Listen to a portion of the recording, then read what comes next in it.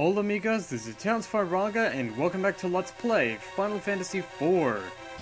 In the last episode, we continued through the sealed cave and actually started the dungeon, and today, we're going to be fighting another trapdoor enemy while I explain something. So there has been something of a problem, which is going to maybe prevent me from doing videos if it doesn't get solved or if I don't find a solution for it. And what this problem is basically the microphone I usually use is a USB headset, and the speakers on it have recently died. It wouldn't be a bad thing if I could just connect another pair of headphones and use that to listen to the game audio. Unfortunately, it seems like I can't. So I am going to be trying out a different microphone today with a kind of a filter on it, I guess. It's the microphone I used to use when I first, or not when I first started, actually. What I first started was, using a camera to record all my commentary, but it's a microphone that I used to use much earlier on in my Let's Playing quote-unquote career. So I've got a Kotetsu and a black cowl here. Which are both things for edge. We won't be equipping the black cowl yet, though, because I do want that slight extra boost in attack in order to fight the upcoming boss. Which is actually quite a bit different than he is in the DS version. Like, not super different or anything like that, but there's just something about him. So, you know, hopefully you won't be hearing too many, you know, pops and button clicking and stuff. If you do, I'm really sorry, but apparently putting a sock on a microphone isn't going to solve any of that. There we go, that's what I was hoping on, or not hoping, but that was what I was expecting. So, you know, we're gonna kick back and fight a few trapdoors, maybe do some things. You know, the enemies here aren't usually that bad, and especially now that we've leveled up, like, a huge number of times, or, like, 4 or 5, I guess. I guess that's huge if you're, like, in the first grade. Now that we've leveled up a bunch in this dungeon, it's safe to say that most of the enemies shouldn't provide too much of a threat, especially considering that we can run away. So, while we're here, we might as well heal up a bit too, because healing is a good thing to do, especially when we've got 2 party members who are fairly low on health. There we go. We're actually starting to get quite a few more powerful healing spells and stuff. I guess we can show off this battle as well. Not like there's, you know, not like there's anything notable about it, but hey, you know, maybe someone's interested in what I think of these enemies. Repetitive and easy to kill. So, while I'm here, I might as well talk about something else I had planned. I had planned this weekend to record, testing out Mega Man X4. And the weird thing is, apparently the PSX emulator I use does not like cooperating with Fraps, because the frame rate has just kind of bamboozled. And note that I usually can record Team Fortress 2 with Fraps without a problem, so this is just a little bit weird. Anyway, here's another trapdoor. We can skip this. And I probably should have skipped out on that boss fight, or little mini-boss battle, because looky here. I had to use Phoenix Down. We have 2 left, though, so I guess I must have picked up a Phoenix Down from an enemy battle or something like that, or you know what? I'm willing to bet that it was probably in that treasure chest I just opened, too. We may as well give some healing to Rosa as well. Healing! But, you know, I think we're already near the end of this dungeon. It shouldn't be too much of a hassle. There's a thing right there. There's a chest. Let's go for it. Bell of Silence. I believe that silences enemies. I'm not sure. We go down here. And looky. It's an exit. There we go. That was a nice, easy battle. And hey, a magical field. Alrighty then, we can use the tent here. Not going to be delving into our stock of cottages just yet.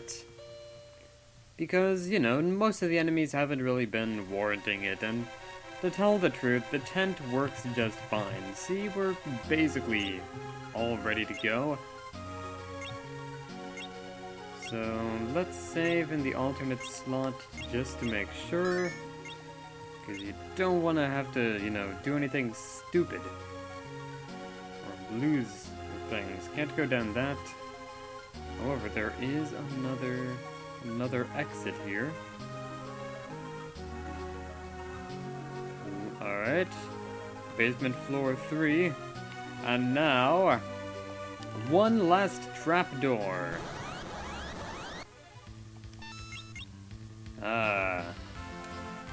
You know what, I might, I'm gonna start to miss these trapdoors, fighting them every, 5 seconds. So, let's make this battle as cool as possible. And by that, I really mean, let's make this not very cool at all. There we go, trapdoor, 9th dimension.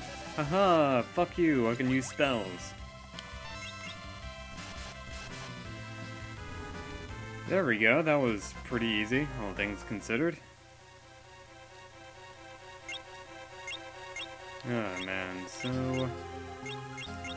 The one thing I am noticing about this microphone, however, is it doesn't seem to be picking up on as much background noise as the headset did.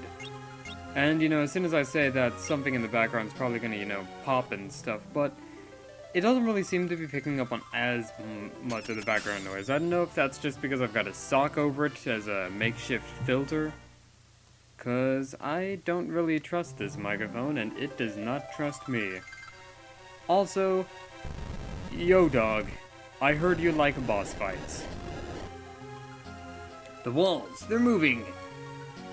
Aw, damn, this is some Indiana Jones shit right here. And now we've got a boss fight, and one of the coolest bosses in the game, the Demon Wall.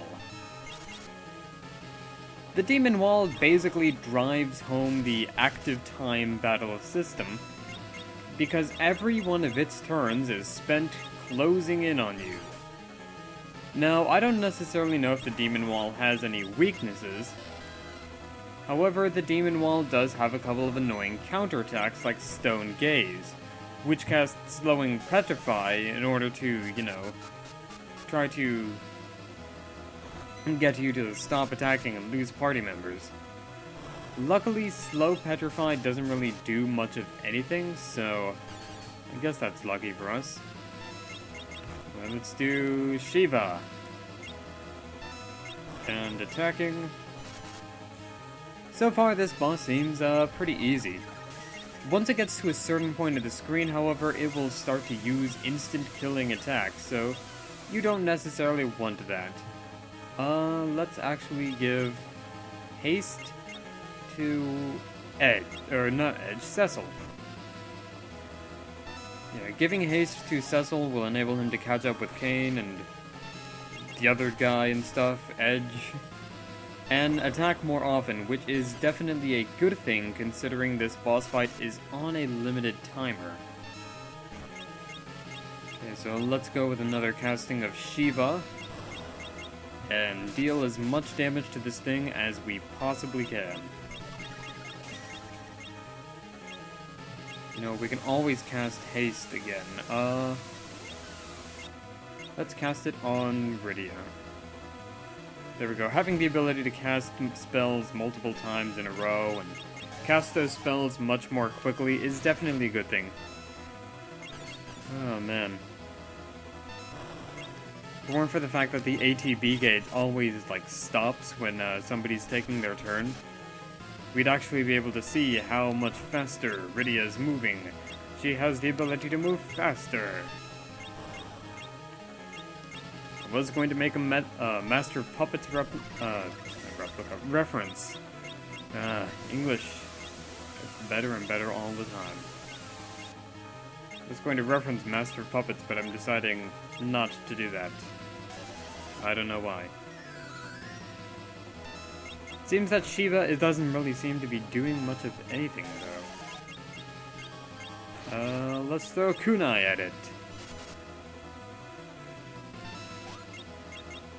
There we go, that did something, I think. Well, maybe this thing's weak to earth attacks. Maybe we can break down the demon wall with the Titan.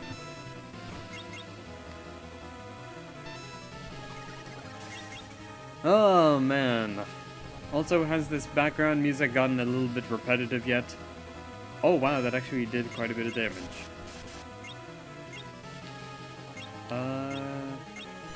Actually, let's cast Haste one more time on... Wait, did we already give Haste to Kane? I can't remember. If we haven't already, however, he has it now.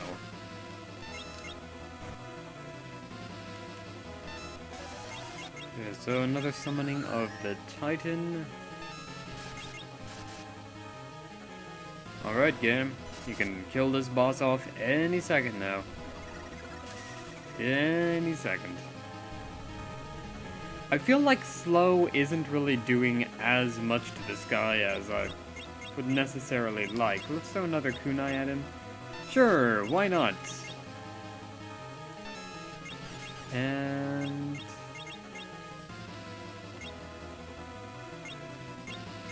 you know what? Berserk on Kane. Because Kane isn't necessarily going to be needing, you know, jump or anything like that. He's just gonna need to attack, attack, attack. And this should work. And meanwhile, let's give an ether to Rydia. Rydia, of course, is... oh, never mind. Yay! Awesome. That was a fairly long boss fight. There was nothing to it. Which means that now we can heal up and be on our way.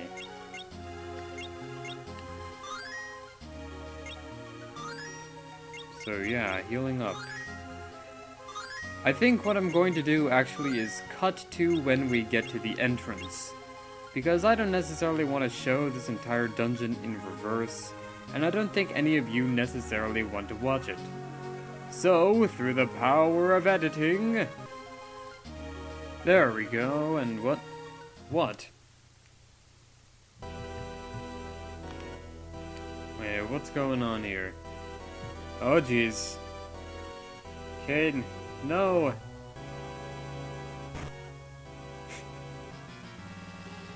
I'm no longer under his control. I'm just a douchebag.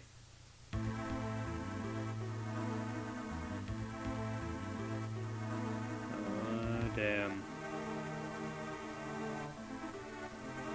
I think he might still be mind-controlled.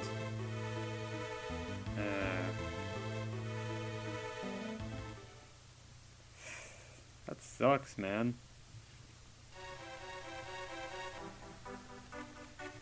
You'd think that I'd have a bit more of a reaction to it other than, that sucks, man.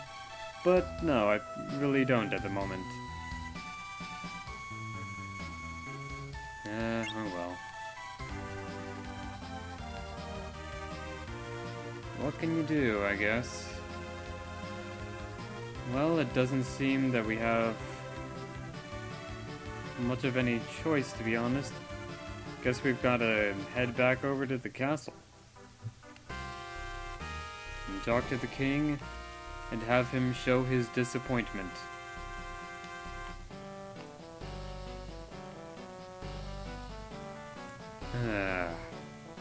Lunar whale, what? A huge ship spoken of in legend, one born of a dragon.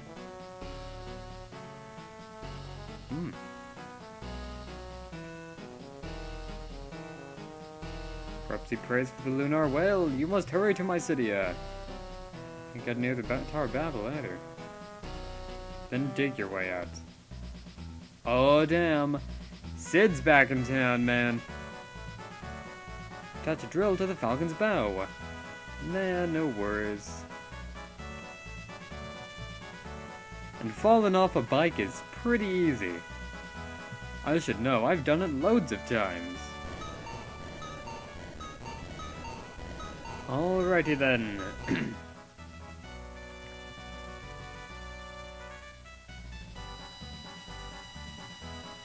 There's not really much that I can say about this, honestly.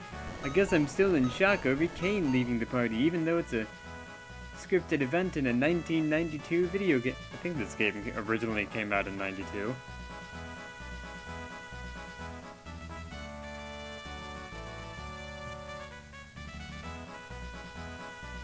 Edge, get back to work.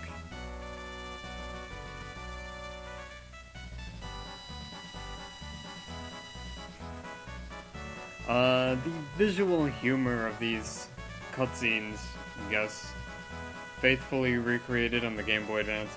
There's nothing really all that exciting, to be honest. I might just put in an annotation link to, skip this entire ordeal and stuff. I don't even know. Oh boy, so it seems like, or at least from what we can see, which is absolutely none of it, I guess attaching the drill has come along nicely? Oh! Eventful.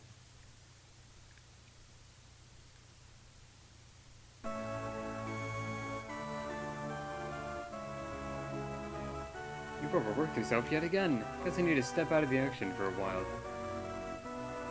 Aw, Sid, don't say that.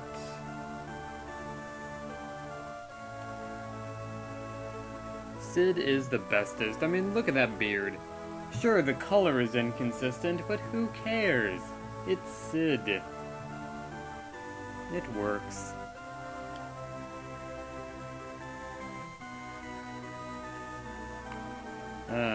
Okay. So I guess we've attached a drill to the bow of our ship now. Which means we can make like a tree and get the hell out of here. You know, we don't really need to do much inventory management, to be honest. We might need to stock up on some items, though. Buy. No, they don't have anything we need. Fuck. Well then, I guess we're just gonna have to go to the airship.